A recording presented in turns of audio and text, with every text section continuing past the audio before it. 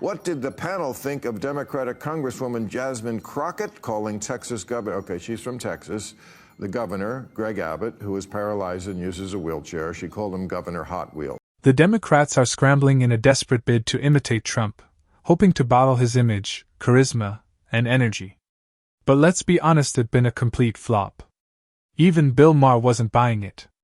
He tore into the DNC for their blatant lack of originality and authenticity, delivering a critique that was brutal, funny, and dead-on.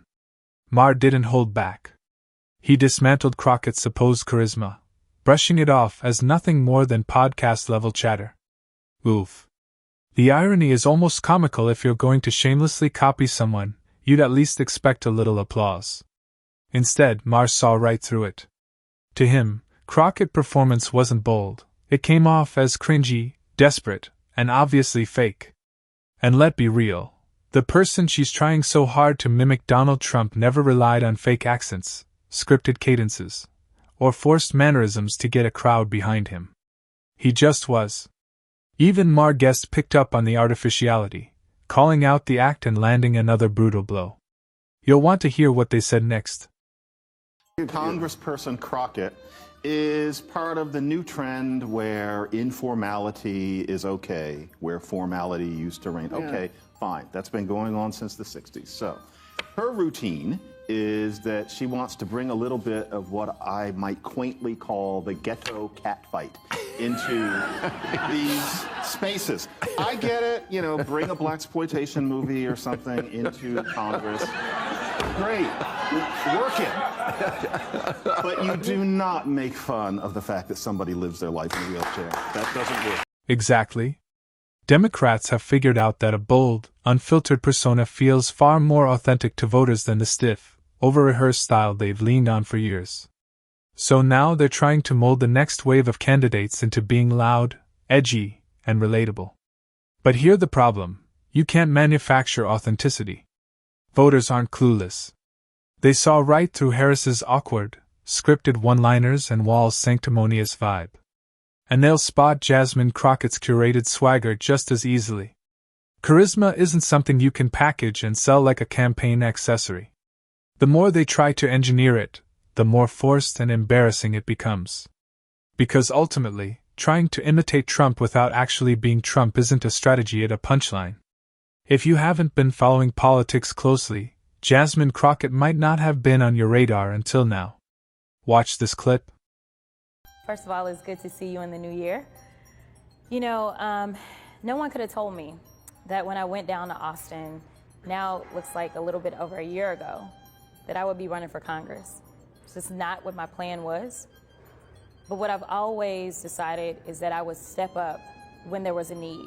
That was the calm, steady, level-headed Jasmine Crockett before the DNC decided to turn her into their latest project. Back then, she came across as composed and approachable, measured, smiling, and genuinely relatable. But ever since the party began grooming her for a bigger leadership role, it's as if she undergone a complete personality reboot. The poise is gone, replaced with an overly animated, temperamental style that feels forced and completely out of sync with who she used to be. She traded authenticity for theatrics, subtlety for noise. And the result is a version of herself that comes off as phony, like she trying to cosplay as the Democratic Party's answer to Donald Trump. The irony, of course, is that Trump never had to manufacture his bravado. His style, however people perceive it, was organic and unfiltered. Crockett's new persona, by contrast, feels like staged political theater, exaggerated, hollow, and easy to see through. Voters can tell when someone is performing a character. By trying to mirror Trump fire without the underlying foundation, Crockett risks becoming not a trailblazer but a caricature crafted by consultants, boosted by handlers, and likely to collapse under the weight of its own artificiality. In a conversation with Chris Cuomo, Bill Maher called this out again, criticizing Crockett for mocking fellow politicians and blasting the DNC for backing her. And they make 1,000 jokes about it. But he's a comic. But it just shows you that, you know, you can joke about these things without I'm fine with it. But when you cancel one person, because it's a black woman who's doing it, they're not going to cancel her. Totally. That's the problem. You're right. She wears the magic armor. She wears a magic armor so she can do that. Yes, you're right. And both parties do that. Like when you're in our side, like if I made a fat joke about anybody in the world, how dare you from the left? If you make it about Trump or Chris Christie, it's just hysterical. That's right. And on this point, I'm completely with March. In my view, if Jasmine Crockett weren't a woman of color, the reaction to her behavior would have been swift and unforgiving. But because she fits the identity profile the DNC prioritizes, they treat her like a safeguarded asset. That's the problem with how the party handles identity politics. The emphasis too often shifts from competence and character to optics and symbolism. To critics, the DNC tends to see everything through a racial lens, using it as both a shield and a weapon, and then acting surprised when their carefully protected stars stumble. It's the same pattern they believe played out with Kamala Harris, elevating her, overlooking significant weaknesses, and writing off any criticism as prejudice. Now, they argue, the party is repeating that cycle with Crockett, celebrating her publicly while unknowingly setting her up for failure. Not because she lacks ability, but because image is being placed above substance. And when that image inevitably cracks, these critics expect the party to distance itself as though the entire project was never theirs to begin with. Just last month, during a tense exchange, Crockett even referred to Nancy Mace as a hild. Take a listen. That somebody's campaign coffers really are struggling right now. So she gonna keep saying trans, so that people will feel threatened. And child, listen, I want y'all to tell me whether or not. Do not call me a child. I am no child. I want Don't to even find start. out I am a grown which woman. of those emails actually have chairman. I am reclaiming my time. You will not do that. I am not a child. The whole exchange centered on the debate over transgender issues and what critics see as the left's increasingly frantic attempts to cater to that movement. It was a charged topic, and tensions escalated fast. But once Jasmine Crockett seemed to realize she was losing ground on the substance, she shifted gears in a way her critics say has become typical of the activist left. She made it personal. Rather than defending her position, she accused Nancy Mace of pushing what she called anti-trans rhetoric as a fundraising tactic. In other words, according to Crockett, Mace wasn't arguing a point, she was chasing donations. It was classic deflection, her critics argue, and emblematic of what they see as the modern left strategy. When the facts feel shaky, focus on attacking motives. Why debate ideas when you can question intent? Why counter an argument when you can accuse the other side of hidden agendas? To these critics, it's the political equivalent of flipping the board, when the game isn't going your way. It's less about discussion and more about control, and the moment that control slips, out come the character attacks. She's so rotten, she wants migrants picking cotton. We present to you Democratic Congresswoman Jasmine Crockett, who made this shocking argument why America needs immigrants. Roll it, Alfred. So I had to go around the country and educate people about what immigrants do for this country, or the fact that we are a country of immigrants. Right. The fact is, ain't none of y'all trying to go and farm right now. Okay, so I'm lying. Raise your hands. When the wheels fall off. You're not. We done picking cotton. We are. You can't pay us enough to find a plantation. Beyond her awkward attempts at Trump-style theatrics, there's also the issue of the arguments Jasmine Crockett actually makes. Her critics say her positions on immigration, which they describe as overly simplistic and poorly supported, often come across as disconnected from reality. Some commentators have even joked that compared to Crockett, Kamala Harris, despite her reputation for word salads, sounds almost coherent. And honestly, I get why they say that. It shows just how low the expectations have slipped. When Crockett defends more permissive immigration policies with what her critics call half-formed talking points, it doesn't just suggest a lack of policy depth that raises questions about her grasp of history.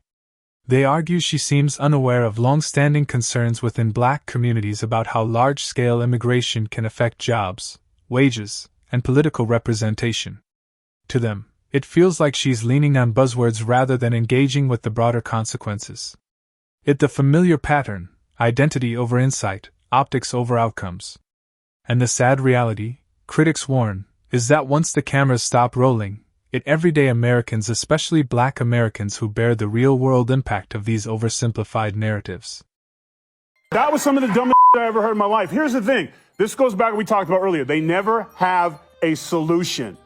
Just listen to your dumb ass. You want to talk about agriculture? Why don't you fix the lottery? Why don't you make it easier for people who want to come into this country to work in agriculture and equitation and factories? Get rid of the lottery. Open it up. Talk to the president. Hey, we got a plan. We want to make it easier for people who can vet and come in and work in this country. Come up with an idea besides, any of y'all want to pick cotton? We're like, we're in suits in the middle of the Midwest. Why would we pick cotton? It's like the extreme stupidness of what she speaks. Unfortunately, in the eyes of many critics, this is exactly the kind of figure Democrats seem eager to elevate for their 2028 ticket: someone loud, confrontational, verbally combative, and openly dismissive of dissenting views. They appear convinced that copying Trump attitude is the shortcut to winning back disillusioned voters. But hear what that analysis overlooks. Trump didn't rise to power simply by being brash or insulting. His appeal, supporters argue, came from offering a clear alternative: a set of policies aimed at working Americans and a refusal to cave to what he framed as the excesses of progressive activism. People didn't rally behind him because he raised his voice. They rallied because he articulated a vision that spoke to their frustrations. Many felt tired of being lectured, ignored, or squeezed financially while political elites performed social justice pageantry. Trump tapped into that fatigue unapologetically. Democrats, however, seem to think they can recreate that dynamic just by amping up the attitude. But without conviction, without results, and without the willingness to challenge their own ideological fringe, all they deliver is volume without substance. And voters, especially the ones they're trying hardest to win, can tell the difference instantly. The fact is, ain't none of y'all trying to go and farm right now. Okay, so I'm lying. Raise your hands. When the wheels fall off. You're not. We done picking cotton. We are. You can't pay us enough to find a plantation. And there's something I really want to underline. Critics argue that Democrats are quick to call out others for their beliefs, lifestyles, or associations, yet rarely confront the inconsistencies within their own ranks. Take the controversy around Jasmine Crockett, for example. She drew backlash after appearing to question Congressman Byron Donalds for being married to a white woman, framing it, in the view of her critics, as some kind of ideological betrayal. Meanwhile, those same critics point out that Kamala Harris, the party's former vice president, is also married to a white man, and the outrage machine stayed silent. The pattern doesn't stop there. Bernie Sanders routinely rails against billionaires and oligarchs, speaking out against concentrated wealth and corporate influence. Yet critics note that the Democratic Party is heavily supported by ultra-wealthy donors of its own. They often point to figures like George Soros and Reid Hoffman, major contributors whose money undeniably shapes the party's messaging and priorities. To those critics, it's hard to take lectures on ethics, equity, or economic justice seriously when the party relies on the very dynamics it claims to oppose. From that perspective, the double standard isn't a glitch at the operating system. And that wraps up today's video. If you enjoyed the breakdown, be sure to hit the like button and subscribe for more content like this. Thanks for watching, and I'll see you in the next one.